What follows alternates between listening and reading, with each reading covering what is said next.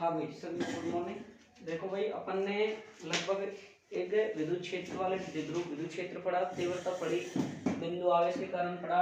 लेकिन देखो मैं जो बच्चे नए हैं उनसे मैं एक ही बात कहना चाहूंगा, इन क्लासों को पढ़ने से पहले, हालांकि मैं जो नए बच्चे आते हैं उनके लिए मैं फॉर्मूला लिख देता हूँ साइड में, लेकिन फिर भी आपको डिस्क्रिप्शन में लिंक मिल जाएगी या प्ले लिस्ट में जाके फर्स्ट चैप्टर की प्ले लिस्ट में जाके आप सबसे पहले ज्यादा भी नहीं पढ़े तो 2-3 क्लासें ले, एक तो कूलॉम नियम की, एक बिंदु आवेश के कारण विद्युत क्षेत्र की तीव्रता, ठीक है।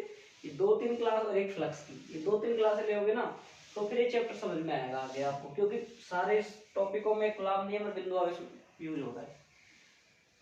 बाकी आप चिंता ना करें, देखो आपको ऑनलाइन क्लास मिलेगी, आपको जैसे ऑफलाइन है ना वैसी वैसी फीलिंग आएगी, कोई ज्यादा ऐसी नहीं लगेगी आपको कि यार ऑनलाइन क्लास लग रही है तब हमको बोरिंग लग रही है, ऐसा कुछ भी नहीं है, नो टेंशन रहो आप। और दूसरी बात, आज ऑनलाइन वाले बच्चों की क्लास अपलोड नहीं करूंगा मैं, क्योंकि देखो जब तक फीस पे नहीं होगी जब तक मैं क्लास अपलोड नहीं करूंगा। मैंने साफ कह रखा है भाई, देखो 1 मंथ हो गया, देखो जिन बच्चों ने दे दी वो ठीक है, जिन्हें नहीं दी उनको क्लास नहीं मिलेंगी, बाकी थोड़े दिनों में ऐप बन जाएगा जब तो फिर उन्हीं को अलाउ करेंगे जिनका रहेगा उनको ही। तो मैं पहले ही कह रहा हूँ भाई, देखो अगर देखो खूब सीमा होती है, कोई अब कोई यूज नहीं है, 1 मंथ कम नहीं होता, जिन बच्चों ने नहीं कराई उनकी। और अपन ने खूब पैसेंस रखा है, ऐसी कोई बात नहीं है। और आप सब लोग जब आप, मैं विश्वास बनाए रख रहा हूँ तो आप भी विश्वास बनाए रखें, पूरा कोर्स होगा, सब कुछ चीजें करवाई जाएंगी आपको, बस थोड़ा सा आप पैसेंस तो रखना ही पड़ता है हर चीज में, देखो पैसेंस नहीं रखोगे तो कुछ भी नहीं है। तो आगे देखो अपन, और मैं पहले कह रहा हूँ लेट आने वाले बच्चे ध्यान रखें, अभी बहुत से बच्चे नहीं आ रहे, क्लास में छुट्टियां कर रहे हैं, शादियों में जा रहे हैं, बहुत से ज्वाइन करेंगे, तो देखो जब आप पीछे रह जाओगे तो क्या करोगे। फिर आप भी जानते हो जो टीचर बैच चल रहा है ना, जब से स्टार्ट कर रखा है और जब से वो स्टार्ट करता है, जब से चलाता है ना क्लास, उसमें और दोबारा पढ़ाता है उसमें थोड़ी थोड़ी फर्क होता है। इसलिए आप जल्दी से जल्दी क्लासों को ज्वाइन करें, आप जो बच्चे रह रहे हो अगर इस चीज को देख रहे हैं तो आप सभी को ये बात है कि देखो पढ़ना तो है, आगे पढ़ना है चाहे पीछे पढ़ना है, 2 दिन बाद में पढ़ोगे 2 दिन पहले पढ़ोगे कोई बड़ी बात नहीं है। बहुत से बच्चे भी 11वीं में घर जाकर छुट्टियां मना रहे हैं, कोई खांसे ले गए कोई खांसे ले गए, बाद में नुकसान बढ़ेगा तुमको, इसलिए सभी लोग इस चीजों को सोचे, बस मैं क्लास अपलोड नहीं करूंगा। देखो अपन ने अक्ष पर विद्युत क्षेत्र की तीव्रता पढ़ ली थी, अपन ने द्विध्रुव आघूर्ण पढ़ लिया था, विद्युत द्विध्रुव पढ़ लिया था ना, बहुत बेहतरीन इंपॉर्टेंट है, मैंने पहले ही कह रखा है ये टॉपिक इंपॉर्टेंट चल रहा है। अब देखो अपना टॉपिक इंपॉर्टेंट ही चल रहा है, निरक्ष पर विद्युत क्षेत्र की तीव्रता, निरक्ष पर या विषुवतीय रेखा पर विद्युत क्षेत्र की तीव्रता, ठीक है भाई, बहुत इंपॉर्टेंट है। मैं पहले कह रहा हूँ बायो वाले बच्चे डेरिवेशन को एक एक पॉइंट टू पॉइंट समझते चले, समझ में नहीं आया पूछ ले, एक बार नहीं 2 बार पूछ ले, क्लास चलते टाइम बिल्कुल पूछा, नो हेजिटेशन बिल्कुल नहीं। तो देखो भाई निरक्ष पर हमको क्या ज्ञात करना है, विषुवतीय रेखा पर विद्युत क्षेत्र की तीव्रता ज्ञात करनी है। अब आपने कल एक्सिस पे पढ़ लिया था भाई, एक्सिस पे पढ़ लिया था, एक्सिस पे आपने पढ़ने से पहले, आपको टॉपिक पढ़ने से पहले ये ज्ञात होना चाहिए कि द्विध्रुव क्या होता है, द्विध्रुव आघूर्ण क्या होता है, जब जाके टॉपिक समझ में आएगा आप लोगों को। और एक बिंदु आवेश के कारण विद्युत क्षेत्र की तीव्रता का सूत्र पता होना चाहिए, जो के क्यू अपॉन आर स्क्वायर होता है, कूलॉम नियम का सूत्र होता है के Q 1 Q2 upon r square, समझ गए बात। अब देखो अपन, देखो भाई हम सबसे पहले निरक्ष पर पढ़ेंगे, उसके लिए हम डायग्राम ड्रॉ करते हैं। देखो कि सबसे पहले हमारे पास में क्या है भाई, 2 आवेश है,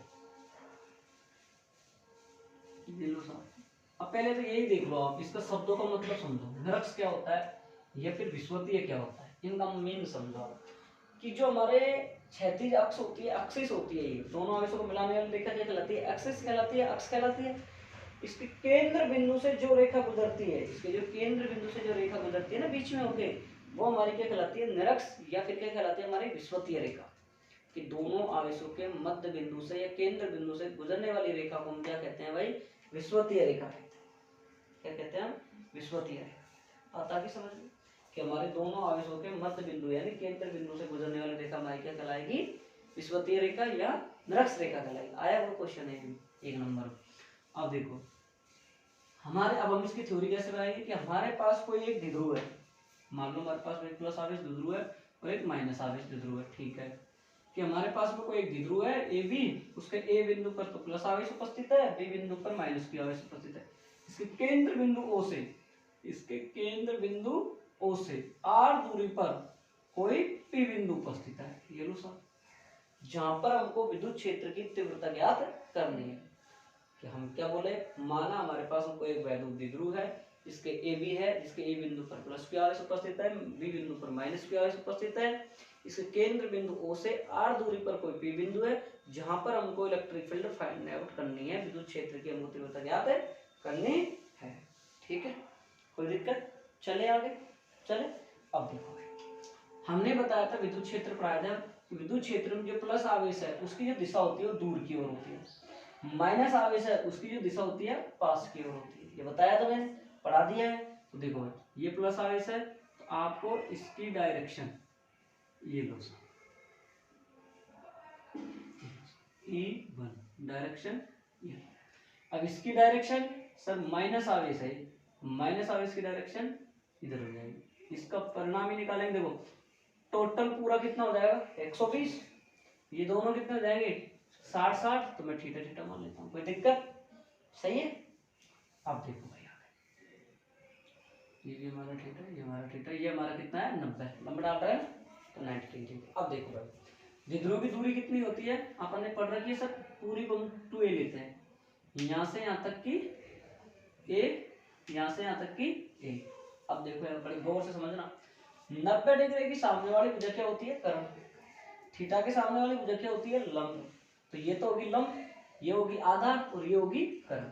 और नवी वाला कॉन्सेप्ट मत लगाना कि ऐसे खड़ा है तो लंब है, पेड़ यूं गिर रहा है तो कर्ण है, ऐसा वो सिस्टम अब नहीं है। अब आप स्टैंडर्ड लेवल पे आ चुके हो, अब इनको समझो कि 90 डिग्री के सामने वाली भुजा क्या है कर्ण, 90 के सामने वाली भुजा कर्ण, थीटा के सामने वाली भुजा लंब और बाकी बचा आधार।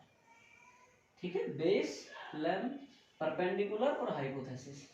ठीक है, तो अब देखो यहाँ से इसका इस भुजा का मान निकालते हैं हम, इस भुजा का मान हम इसका निकालते हैं एक्सिस का। तो एक्सिस का मान निकालेंगे तो हमारे पास क्या आएगी सर, ये तो आर है और ये कितनी है हमारे पास ए है।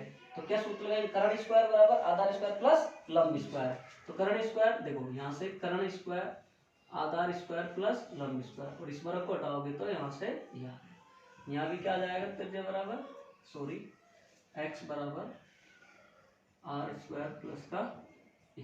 बोलो कोई दिक्कत? चले आगे, कोई दिक्कत आई? इतनी बात समझने में कोई समस्या? चले अब देखो प्लस क्यू आवेश के कारण, प्लस क्यू आवेश के कारण बिंदु P पर विद्युत क्षेत्र की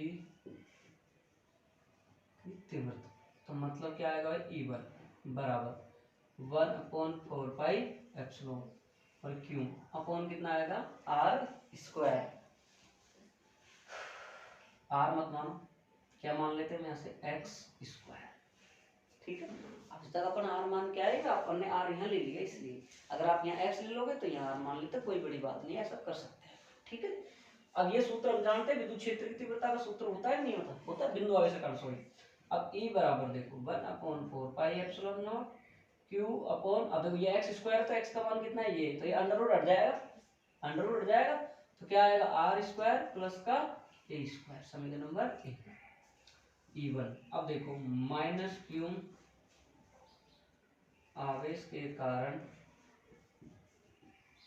विद्युत क्षेत्र की तीव्रता E2 बराबर 1/4 R minus A plus plus A का, सही है। अब देखो बिंदु P पर समीकरण 1 और 2 से हमने एक चीज जान ली भाई साहब। क्या चीज जानी हमने, देखो भाई कि सर दोनों मान ही समान आ रहे हैं, आ रहे हैं यार, जितना E1 आ रहा है ना उतना ही आपके पास कितना आ रहा है भाई E2 आ रहा है। तो हम समीकरण 1 और 2 से क्या स्पष्ट कर सकते हैं कि सर समीकरण 1 और 2 से स्पष्ट ऐसे कर सकते हैं कि जो हमारा E1 और E2 है ये परिमाण में तो समान है, लेकिन दिशाएं कैसी है, एक दूसरे के विपरीत है। विपरीत है कि नहीं है भाई, तो अतः हम इनको क्या करेंगे, घटकों में वियोजित करेंगे। भाई हमने देखा समीकरण 1 व 2 से स्पष्ट है कि E1 बराबर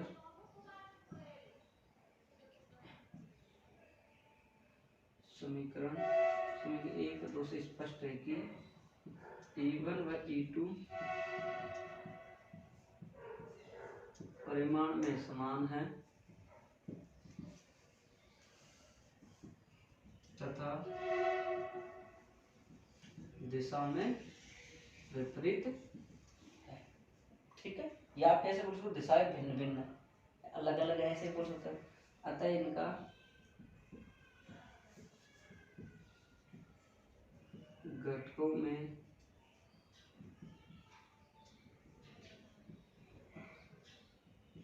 कोई दिक्कत, सही बात है। अब घटकों में वियोजन कर देंगे सर, हमारे पास एक लाइन ऐसे है, एक हमारा E1 तो इधर है और हमारा E2 क्या है, इधर है, और ये हमारा परिणामी हो गया, यहाँ थीटा बन रहा है, यहाँ भी थीटा बन रहा है, सही है। अब देखो थीटा इधर की साइड जा रहा है, तो इसको हम क्या लिख सकते हैं, E2 cos थीटा लिख सकते हैं ना। अब ये इस साइड जा रहा है, तो इसका इस साइड कितना आ जाएगा, E2 sin theta. 11th class में पढ़ा है आपने, जिधर थीटा इस साइड है तो उधर cos आता है, इधर साइड क्या आता है, sin आता है। अब इस साइड घूमेंगे E1 sin, इधर थीटा घूम रहा है, तो यहाँ क्या आ जाएगा, E1 cos theta 1 cos theta, इधर क्या आ जाएगा, E1 sin और थीटा। बोलो कोई दिक्कत, सही है। अब देखो भाई, अतः स्पष्ट है कि यहाँ पर ऊर्ध्वाधर घटक मतलब निरक्षीय जो घटक है वो दिशा में विपरीत है एक दूसरे के, तो ये क्या हो जाएंगे, निरस्त हो जाएंगे। तथा अक्षीय घटक, ये अक्षीय घटक समान दिशा में होने के कारण ये जुड़ जाए। बोलो कोई समस्या है तक, ये हमने जो बोला वो बताओ समझ में आया नहीं है कि निरक्षीय घटक यहाँ E1 और E2 परिमाण में समान है, दिशा में विपरीत है, इस कारण एक दूसरे को निरस्त कर देते हैं। अक्षीय घटक यहाँ पे समान होने के कारण एक दूसरे को समान दिशा में होने के कारण जुड़ जाते हैं। बताओ कोई समस्या है, चले आगे। E बराबर अक्षीय घटक जुड़ गया भाई, देखो अपने पास में ये समीकरण आती है, लेकिन हमारे पास में क्या है भाई, E1 और E2 क्या है, बराबर, तो अपन इसको क्या लिख सकते हैं, E1 cos theta E2 cos, चाहे आप E1 सॉरी चाहे आप E1 लिख दो, चाहे आप E2 लिख दो, दोनों बराबर है। 2 E1 cos, अब देखो यहाँ पर cos थीटा का मान निकालना है, तो देखो निकालते हैं, cos थीटा बराबर, cos थीटा बराबर क्या होता है, लाल बटा कक्का मतलब आधार बटा करण। आधार कितना है, a, ये रहा ना आधार, और करण कितना है, under root r square plus c square, ये, ठीक है। अब देखो समीकरण नंबर 3, समीकरण 3 में E1 व cos थीटा का मान रखने पर, लेट कैसे हो रहे हो सर, कल छापा करके आपका क्या भक्ति भाव करके आया, हाँ क्या मान क्या है, नहीं हमारा रिजल्ट सही जाता है, अगर देख सही जाता है रिजल्ट, तो मांगने से कुछ नहीं होता। भगवान को मंदिर में जाएगा, वो आपको पता तुम काहे ले पाया, आप खुद पता तो बिना के ही दे देगा अगर तेरी पढ़ाई मेहनत अच्छी है। अब देखो भाई, मैं एक बार दोबारा रिपीट कर देता हूँ, राम रतन आया तो चलो मैं एक बार रिपीट करता हूँ पुनः दोबारा। देखो बहुत इंपॉर्टेंट टॉपिक है, बहुत बहुत इंपॉर्टेंट है, ये मान लेना, स्टार लगा लेना इस पे, इंपॉर्टेंट है। प्लस हर बार एग्जाम का रूल होता है अक्ष और निरक्ष और गाउस के अंतर, इनमें से क्वेश्चन आता ही आता है कि हम पढ़ रहे हैं निरक्ष पर। निरक्ष क्या है, दोनों आवेशों को मिलाने वाली जो रेखा है उसके जो मध्य बिंदु से जो रेखा गुजरती है वो हमारी क्या कहलाती है, निरक्षीय रेखा कहलाती है। अब हमने देखा सर कि माना हमारे पास में कोई द्विध्रुव ए भी है, जिसके ए बिंदु पर हमारे पास प्लस क्यू आवेश है, बी बिंदु पर माइनस क्यू आवेश, ठीक है सर। अब हमने क्या देखा सर कि ये कोई द्विध्रुव ये उपस्थित है, इसके केंद्र बिंदु O से, केंद्र बिंदु O से r दूरी पर कोई p बिंदु है जहां हमको विद्युत क्षेत्र की तीव्रता ज्ञात है। प्लस क्यू आवेश के कारण विद्युत क्षेत्र की तीव्रता बिंदु P पर निकालेंगे तो बिंदु आवेश का सूत्र ये होगा कि क्यू अपॉन r स्क्वायर, होता है मैंने x ले लिया क्योंकि r स्क्वायर त्रिज्या मान मैंने यहाँ लिख दी, इसलिए आप अगर आप जैसे तो d फी भी ले सकते हो, आप y z भी ले सकते हो, दूरी मानने के ऊपर अपने ऊपर। फिर माइनस का भी इसी तरीके से कर दिया, ठीक है। अब मैंने देखा कि इस प्लस क्यू आवेश के कारण, जो प्लस क्यू आवेश के कारण विद्युत क्षेत्र की दिशा क्या होती है, दूर की ओर, तो ये दूर की ओर होगी। माइनस आवेश के कारण दिशा कैसे होती है, पास की ओर, और ये परिणामी हो गया बीच में, तो ये पूरा तो 120 होते 60-60 में बदल जाएगा। यहाँ मैंने यही चित्र लेगा, समीकरण 1 और 2 से देखो दोनों मान समान आ रहे हैं, नहीं आ रहे, लेकिन देखो परिमाण में समान है, लेकिन दिशा देखो इसकी तो इधर है, इसकी इधर है, विपरीत है एक दूसरे के। अतः इन्हें घटकों में वियोजित किया, तो घटकों में वियोजित किया तो निरक्षीय घटक समान परिमाण में होने के कारण, दिशा विपरीत होने के कारण एक दूसरे को क्या कर देंगे, कैंसिल आउट। तथा अक्षीय घटक समान दिशा में होने के कारण आपस में इतना कराया है। तो ये हमने लिख दिया E बराबर E1 cos theta plus E2 cos theta. हमारा E1 और E2 क्या है, बराबर है आपस में, तो हमने क्या कर दिया, E1 प्लस E2 कर दिया हमारे पास में। तो 2E1 cos थीटा हमारे पास में, और ये क्या है, समीकरण नंबर 3। cos थीटा का मान निकाला हमने, आधार बटा करण, आधार कितना है a, करण कितना है a। अब हम समीकरण 3 में E1 और cos थीटा का मान रखने का, ठीक है। 2 1/4 pi epsilon q upon r square plus a square. अब cos थीटा का मान रखेंगे भाई, देखो r square plus a square, under root में 1 हाफ लिख सकता हूँ, 1/2 लिख सकता हूँ, नहीं लिख सकता भाई, ऐसे लिख सकता हूँ ना मैं, अंडर रूट को दिख रहा है वीडियो में नीचे, देखिए।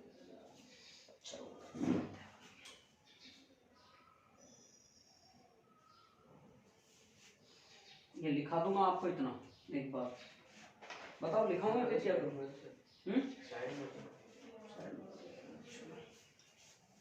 देखो भाई आगे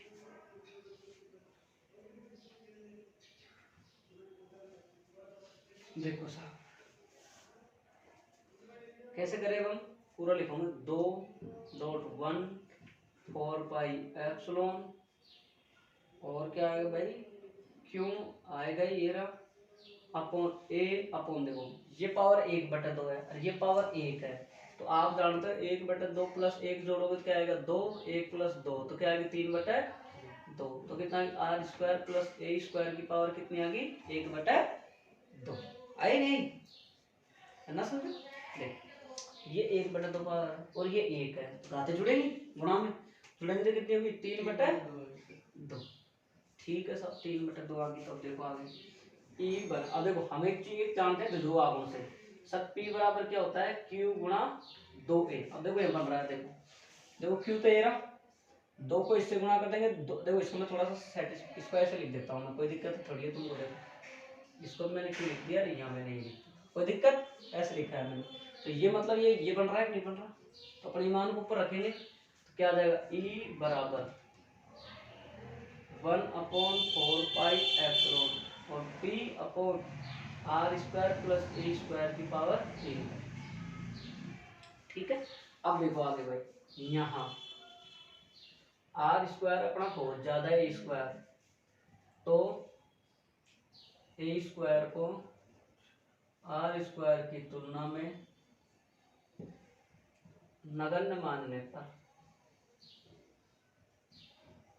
मान लो सब 1/4 pi epsilon P upon r square की पावर 3/2, देखो 2 से 2 गया तो E बराबर 1/4 pi epsilon P upon are cube, एक सूत्र तो ये आ गया, ठीक है। दूसरा सूत्र सदिश रूप में देखो भाई, E वेक्टर बराबर 1/4 pi epsilon P vector upon are cube. अब देखो यहाँ पे भाई, आपको पता है विद्युत क्षेत्र दिशा और द्विध्रुव आघूर्ण दिशा एक दूसरे की कैसी होती है, विपरीत होती है भाई। द्विध्रुव आघूर्ण दिशा से प्लस से माइनस की ओर चलती है, विद्युत क्षेत्र दिशा माइनस से प्लस की ओर चलती है, तो यहाँ पे एक दूसरे के अपोजिट है, तो अतः हम क्या लिख सकते हैं इसको, E vector minus 1/4 pi epsilon और P vector upon are cube. अब ये माइनस क्यों आया मैंने समझा दिया, मैं लिखा भी दूंगा, और क्या लिख सकते हो आप, ई वेक्टर बराबर K P vector upon are cube. बोले बात समझ में आई नहीं रक्स की, हाँ भाई समझ में आ गई, कोई दिक्कत किसी प्रकार की, लिखो पहले चित्र बना भाई,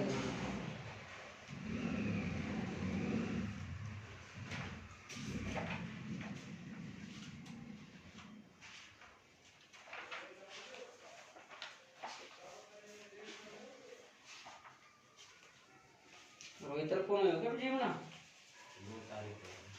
बाद आएगा वो, हाँ यार की बात नहीं, ब्याह में और सबके सब ब्याह में लग रहे हैं आपका।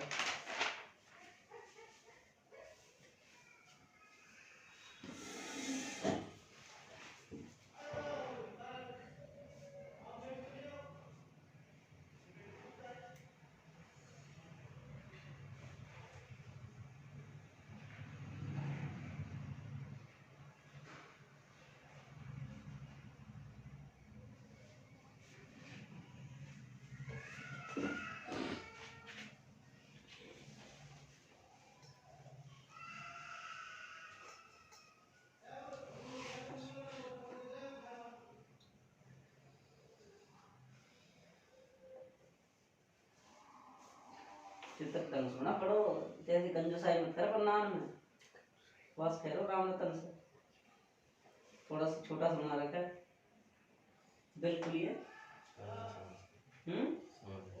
इसको ले जाया प्रेस कहाँ क्यों पेट्रोल की बस कर डालो खेती पापा ने आज डाल दो शायद है ना घुमा आपने कब ले आओ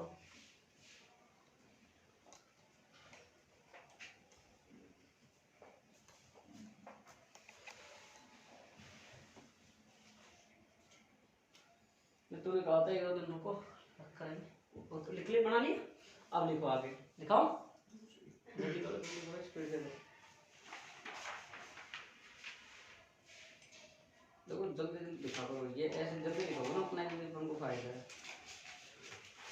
देखो माना एक विद्युत द्विध्रुव है, माना एक विद्युत द्विध्रुव है जिसके केंद्र बिंदु O से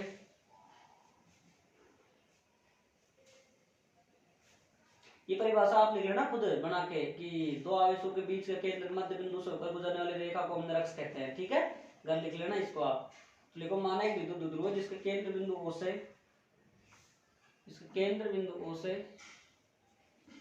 r दूरी पर कोई p बिंदु स्थित है, r दूरी पर कोई p बिंदु स्थित है जहां पर हमको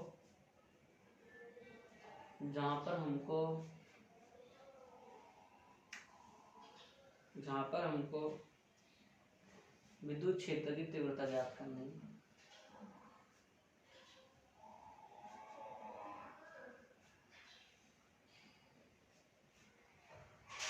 अब आप ऐसे करो समीकरण ये लाइन तक उतार लो, ये घटकों में वियोजन करने पर यहां तक उतारो बस।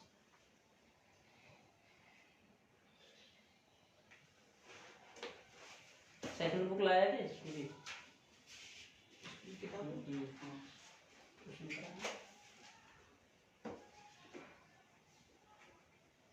यहाँ मैंने 1.9 एग्जाम्पल करवा दिए अब तक है ना, 4 एग्जाम्पल बचे बस इसके लिए टॉपिक चलेगा जैसे ही चलता रहा दूँ क्या। अरे यार उस दिन क्या तूने फोन किया ना दिन में घर चले गया तो वह दिन घर चले गया तो मेरे ध्यान नहीं आज अभी भेज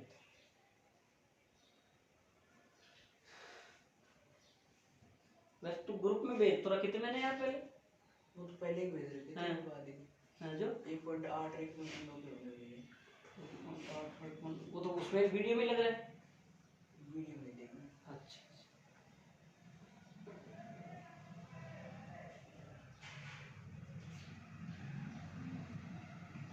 9 को तो राम रतन जिम बजाया पापा छुट्टी पे 9 तक तो कल जाओ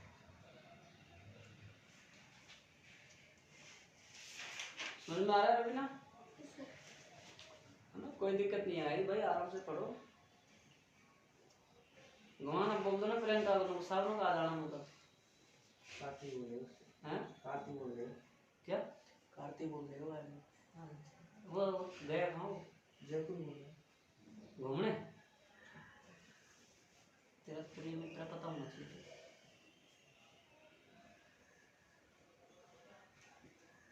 केमिस्ट्री का टीचर कैसा रहा राम रतन सही बुला ले भाई तुमको तो यहाँ बुला दे या कोई टीचर देखते हैं केमिस्ट्री का अगर बढ़िया बैच बनेगा तो केमिस्ट्री का लगा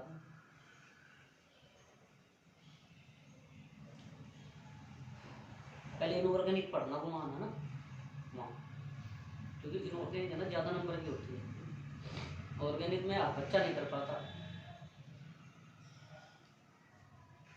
हमारा अगर साथ की कोई भी हो रहा है बोल देना भाई इन्होंने बाद में पीछे रह जाओ इन्होंने करे तो अगर देखो आप सबका कर्तव्य है जो भी आपके आस साथ रहते हैं उन सबको कहो और लेके आओ गवर्नमेंट छोड़ बाद में जाएगा बाद में लगेगा फिर एक दूसरा की तरफ नहीं क्या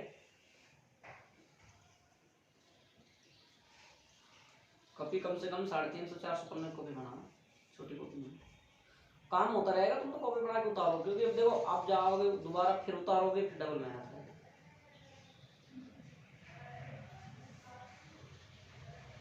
मैथ में भी अच्छा से ध्यान अपन को। अब क्या है, गर्मी गर्मी में इंग्लिश को थोड़ा ठीक कर लो आप लोग, उससे क्या है बाद में फिर आपको कोई प्रॉब्लम नहीं आएगी फिजिक्स केमिस्ट्री मैथ में।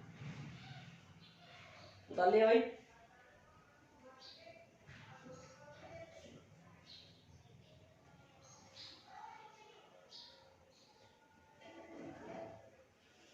लिखो, ये हमारे लिखे हैं ना धीरे प्राण।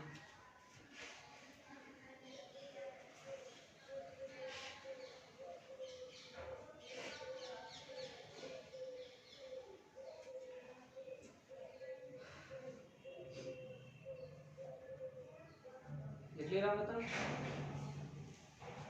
चलो देखो, घटकों में वियोजन होने पर आता है निरक्षीय घटक, आता है निरक्षीय घटक।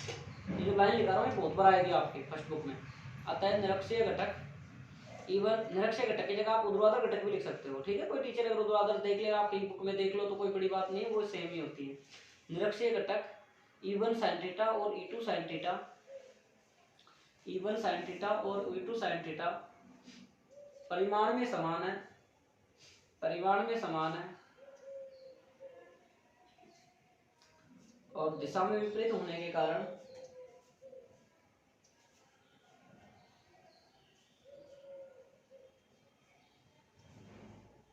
दिशा में विपरीत होने के कारण एक दूसरे को निरस्त कर देते हैं।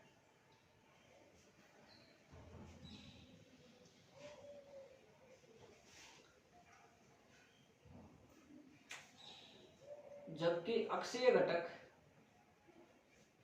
जबकि अक्षीय घटक, जबकि अक्षीय घटक समान दिशा में होने के कारण आपस में जुड़ जाते हैं।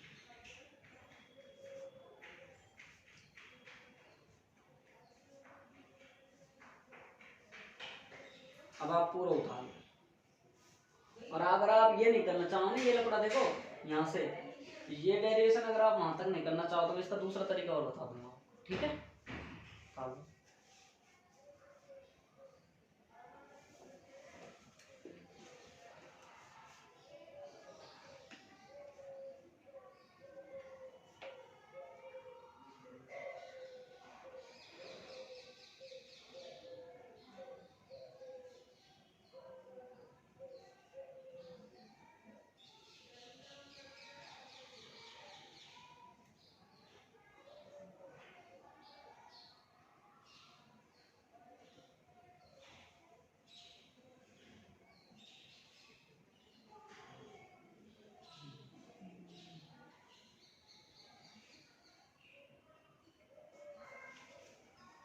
चले,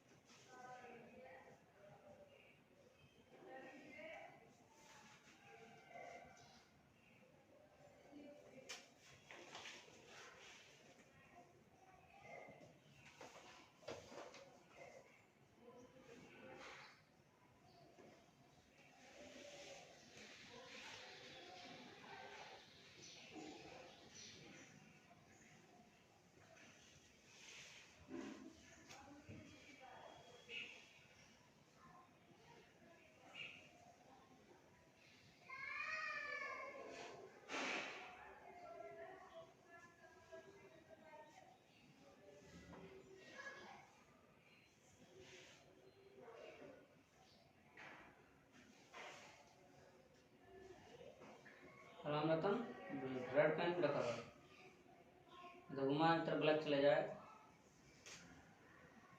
5 का नुकसान करा बैठो। लाल से क्या है, कॉपी थोड़ी अच्छी लगती है, हालांकि बोर्ड कॉपी में नहीं करते, लेकिन हैंडराइटिंग जो नोट्स बनाते हैं उसमें बहुत ठीक लगती है, और जितना अट्रैक्टिव नोट्स बनाओगे ना उतना ही बेस्ट याद होता है।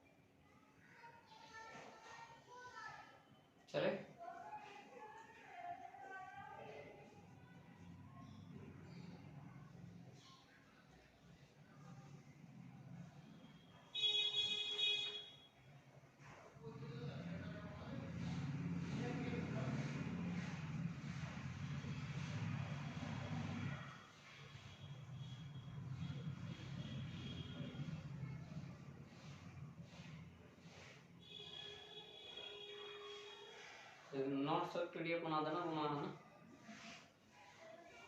बच्चों को।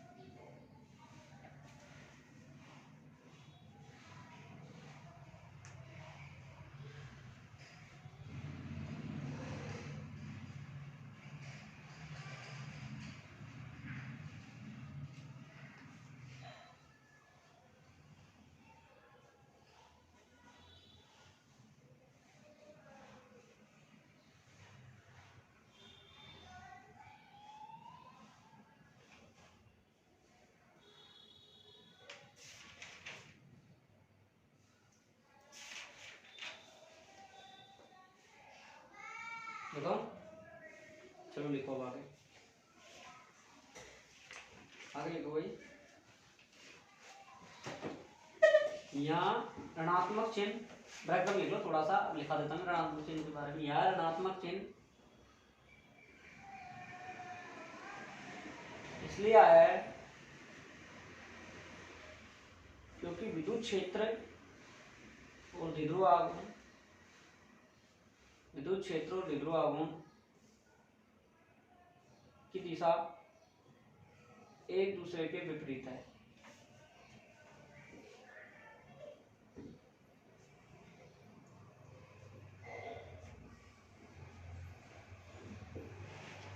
आगे देखो तो भाई,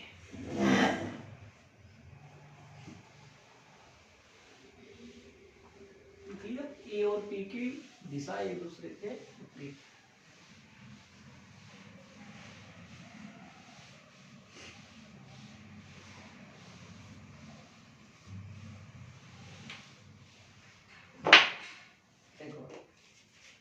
अब हमने थोड़ी देर कल जो पढ़ा था वो ये पढ़ा था ई अक्ष बराबर 2 1/4 पाई एप्सिलॉन और क्यू अपॉन क्या पढ़ा था भाई, बताओ दो तुम्हें, आर क्यू, यही पढ़ा था, यही पढ़ा था मैंने अक्ष पर। अब आपकी निरक्ष पर विद्युत क्षेत्र की तीव्रता देखो 1/4 पाई एप्सिलॉन और आर क्यूब है, तो पी भी था शायद, है ना, एक मिनट, पी था वो, है ना, चेक कर लो, क्यों नहीं पी था, 2 kPa अपॉन आर क्यूब, यही तो था। अब देखो आगे, तो आपका ये फॉर्मूला था अक्ष वाला, ये फॉर्मूला आपका निरक्ष वाला। हम जानते हैं सर निरक्ष वाला जो फॉर्मूला है वो हमारे पास में ये है 1/4 पाई एप्सिलॉन और पी अपॉन आर, यही फॉर्मूला है। तो आप जरा देखो तो ये क्या बनेगा आपका निरक्ष, बनेगा नहीं बनेगा, बन रहा है। तो आप इसको यूं तो लिख सकते हो ई एक्स 2 गुणा ई निरक्ष, लिख सकते हैं, लिख सकते हैं कि जो आपके पास में क्या बताओ कि अक्ष पर उत्पन्न विद्युत क्षेत्र की तीव्रता है उसके निरक्ष पर उत्पन्न विद्युत क्षेत्र की तीव्रता कितनी है, दुगनी है। देख लो आप, है नहीं, आपके पास अक्ष पर विद्युत क्षेत्र की तीव्रता इतनी उत्पन्न हुई थी, निरक्ष पर आपके पास इतनी थी, तो अक्ष पर उत्पन्न विद्युत क्षेत्र की तीव्रता निरक्ष पर उत्पन्न विद्युत क्षेत्र की तीव्रता की कैसी है भाई, दुगनी तो है भाई, निरक्ष पर इतनी प्राप्त हो रही है और अक्ष पर दुगनी हो रही है। ये बात समझ में आ गई। क्वेश्चन ये आता है बोर्ड एग्जाम में। अब 2023 में कौन सा एग्जाम्पल यह है, डायरेक्ट ये पूछा है अक्ष पर, इतना सा पूछा है सिंपल 1 नंबर का। अब इसके बाद में इसका पूछ ले कि सर इसका अनुपात बताओ आप निरक्ष पर, तो कितना आ जाएगा 2/1, तो मतलब 2:1। ये ऑब्जेक्टिव क्वेश्चन आने के चांस बनते हैं ये तीनों। तो अनुपात कितना आ गया 2:1। अगर क्वेश्चन पूछ ले इन एग्जांपल में पूछ ले आपसे ऑब्जेक्टिव में इन निरक्ष बटा अक्ष पूछ ले, उल्टा पूछ ले तो 1/2 आएगा, फिर रटा रटाया ठोक दो 2/1, तो अनुपात है वो नहीं होगा। कई बार हमें जो रटी रटाई चीजें होती है ना वही ठोकते हैं, बल्कि यूं नहीं देखते कि पूछा अलग है, और वो थोड़ा सा घुमा देता है कि इन निरक्ष बटा ही अक्ष बताओ, अपन सोचते हैं दे रहा है मास्टर ने यही तो होता है, और बाहर आके देखते हैं गलत हो जाता है। ये नहीं होनी चाहिए, तो आप उतार लो।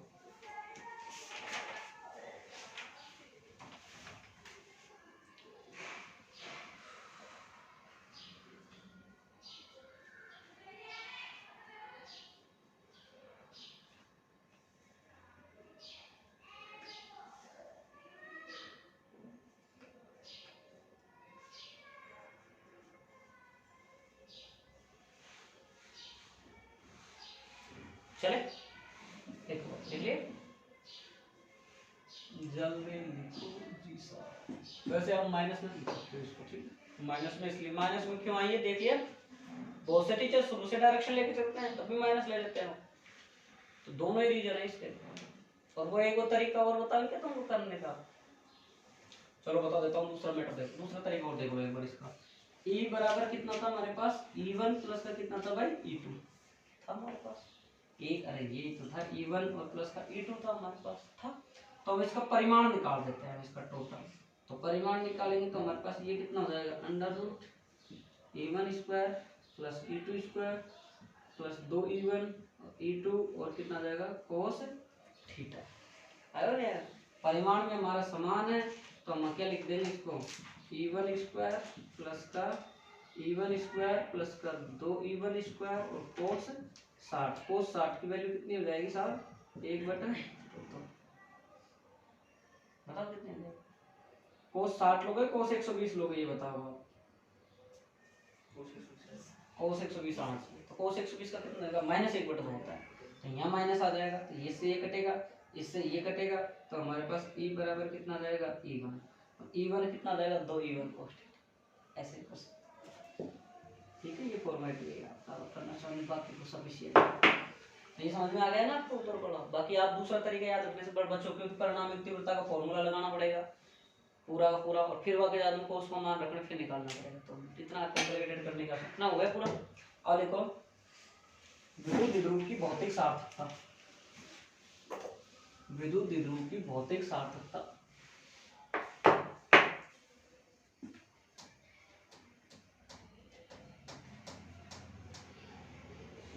इसमें पहले हेडिंग दो अध्रुवीय अणु, अलग दूसरे लेसन पढ़ेंगे सारी चीजें, अध्रुवीय ध्रुवीय अध्रुवीय अणु।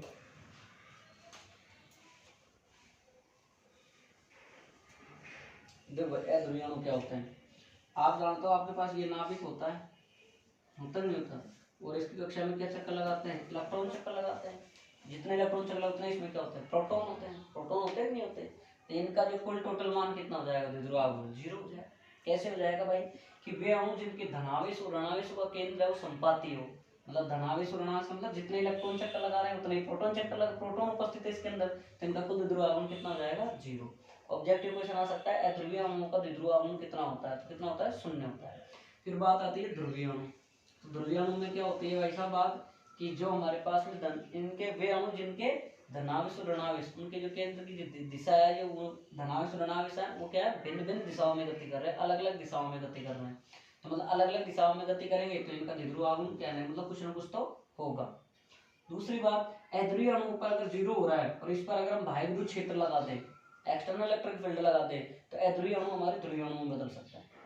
अध्रुवीय अणु क्या होते हैं, जिनके केंद्र संपाती हो धनावेश ऋणावेश के, और जिनके क्या हो, भिन्न भिन्न हो, वो तो ध्रुवीय होते हैं, और समान होने पर क्या होते हैं, अध्रुवीय होती है। अध्रुवीय अणु में द्विध्रुव आघूर्ण कितना होता है, 0 होता है, डायपोल मोमेंट, और ध्रुवीय अणु में जो अपने पास में होता है डायपोल मोमेंट वो कितना होता है, 0 नहीं होता है।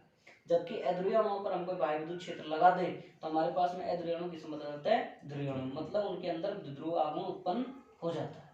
कब होता है, जब शर्त देखो भाई बाह्य विद्युत क्षेत्र लगाने पर, एक्सटर्नल इलेक्ट्रिक फील्ड लगाने पर जब होएगा उत्पन्न, राइट, समझ में आ गई बात। देखो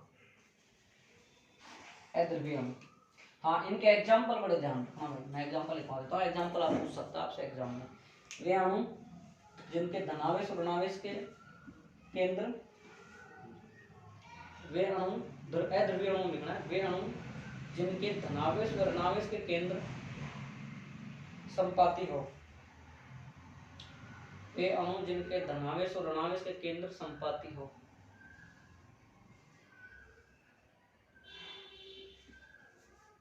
एग्जाम्पल लिखो CO2 और CH4। ध्रुवीय अणु लिखो, वे अणु जिनके धनावेश और ऋणावेश के केंद्र भिन्न भिन्न हो।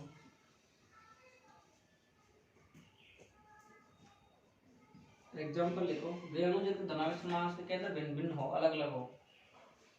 एग्जाम्पल लिखो NaCl HCl H2O, NaCl HCl H2O।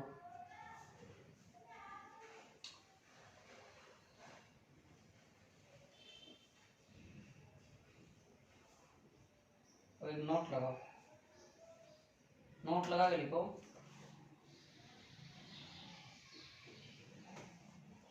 Note लगा के लिखो, अध्रुवीय अणुओं में ध्रुव आघूर्ण शून्य होता है।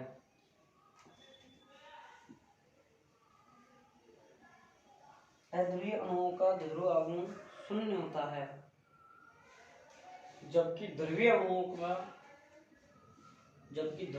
में द्विध्रुव आघूर्ण होता है। जबकि ध्रुवीय अणुओं में द्विध्रुव आघूर्ण होता है।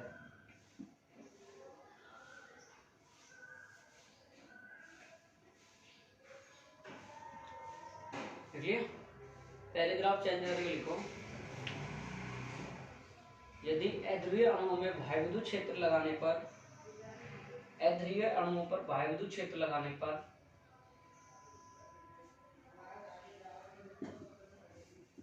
अध्रुवीय अणुओं में बाह्य विद्युत क्षेत्र लगाने पर, अध्रुवीय अणुओं में बाह्य विद्युत क्षेत्र लगाने पर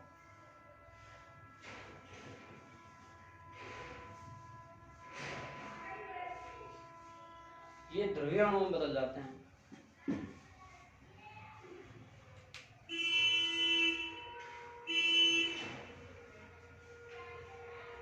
देखो भाई, सुनिए भाई, कल संडे है ना, संडे अपना ऑफ रहता है, छुट्टी रहती है अपनी। आपका मंडे को क्लास तो होगी, उसके अलावा आप लोगों का जो बच्चे पहले से पढ़ रहे हैं उनका टेस्ट होगा। हाँ तक होगा, शुरू से लेके आज तक के टॉपिक। मैंने पहले कह दिया था ये पोर्शन कंप्लीट हो गया अब आपका। अब इसमें गाउस के अनुप्रयोग बचेंगे, गाउस का नियम बचेगा। तो अपना 3 या 4 दिन का टॉपिक बचेगा बस अपने पास। तो आप सभी लोग ये ध्यान रख के आए, सोमवार को मैं डेफिनेट टेस्ट लूंगा। ऑनलाइन वाले जितने बच्चे देख रहे हैं मेरी सूचना को, उन बच्चों के लिए सादा ये सूचना है कि आप सबका टेस्ट होगा। अब देखो, मायने नहीं रखता कि आप लोग अगर टीप के देते हो टेस्ट करते हो तो वो आपकी गलती रहेगी, मेरी नहीं रहेगी। क्योंकि टीप के आज आप दे लो, हमको बेवकूफ बना लो, कब तक मूर्ख बना सकते हो किसी को, बाद में रिजल्ट आएगा सामने। तो इसलिए पहले तो देखो, नीट 2023 सभी एस्पिरेंट्स को मेरी तरफ से बहुत बहुत शुभकामनाएं, ऑल द बेस्ट। सभी जो भी नीट की एग्जाम दे रहे हैं 2023 के अंदर, सभी को मेरी तरफ से हार्दिक शुभकामनाएं, बेस्ट ऑफ लक। अच्छा पेपर दे के आए पुराने बच्चे सारे, जो भी नीट का फॉर्म भरा है सबने, और सभी अपने एक धैर्य के साथ काम में ले, पेपर को आराम से अटेम्प्ट करें। पेपर करते टाइम अपना एक चीज़ का विशेष ध्यान रखें नीट का, कि सेक्शन को जब भी करें अपना टाइम लेके करें, कि इस सेक्शन को हमको इतना टाइम देना है, तो टाइम को डिवाइडेड करते हुए सेक्शन को हल करना है। बाकी all the best, best of luck. आप सबका भविष्य उज्जवल में रहे, भविष्य मंगल में रहे। लेकिन खराब हो जाए पेपर तो बिल्कुल निराश नहीं होना है, क्योंकि महज कागज के टुकड़ों के ऊपर अपनी जिंदगी निर्भर नहीं करती। ठीक है, ऑल द बेस्ट। तो आज इतना ही पढ़ेंगे, ठीक है। मैंने पूरा करवा दिया, इसको कंप्लीट करवा दिया मैंने, है ना भाई।